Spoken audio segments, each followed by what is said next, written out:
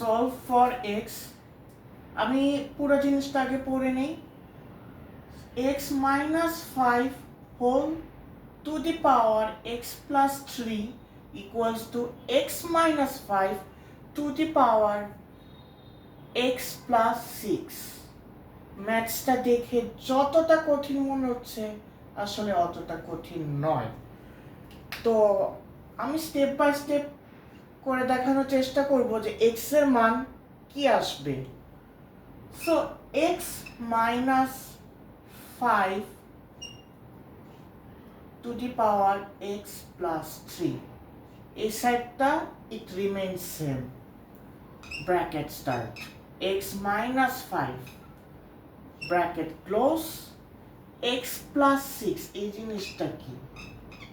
x plus 6 কে আমি এভাবে লিখতে পারি x plus 3 bracket close plus 3 পরের স্টেপে যে কাজটা করতে পারি সেটা হলো x minus 5 to the power x plus 3 equals to x minus 5 to the power x plus 3 যেহেতু এখানে প্লাস 3 আছে আমরা চাইলে লিখতে পারি x minus 5 কিউব জাস্ট পরের লাইনটাকে আমি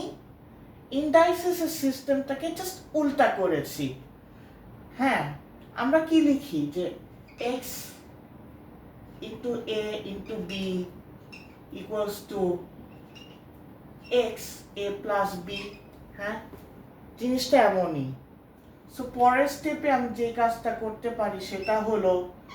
x minus 5 আচ্ছা একটা কাজ করা যায় সেটা হলো আমি পুরো জিনিসটা আমি মুছে দিলাম এবং ইকুয়াল টু সাইনের দুই সাইডটা দেখেন x minus 5 into the power x plus 3 আবার রাইট সাইডে x minus 5 to the power x plus 3 it দুটো জিনিস সেম therefore আমি ক্যান্সেল আউট করতে পারি সো পরের স্টেপে x minus 5 whole cube equals to 0 দুই সাইডকে আমি কিউব রুট করলাম x minus 5 equals to 0 x equals to 0 sorry 5 I repeat once again x equals to 5 thank you so much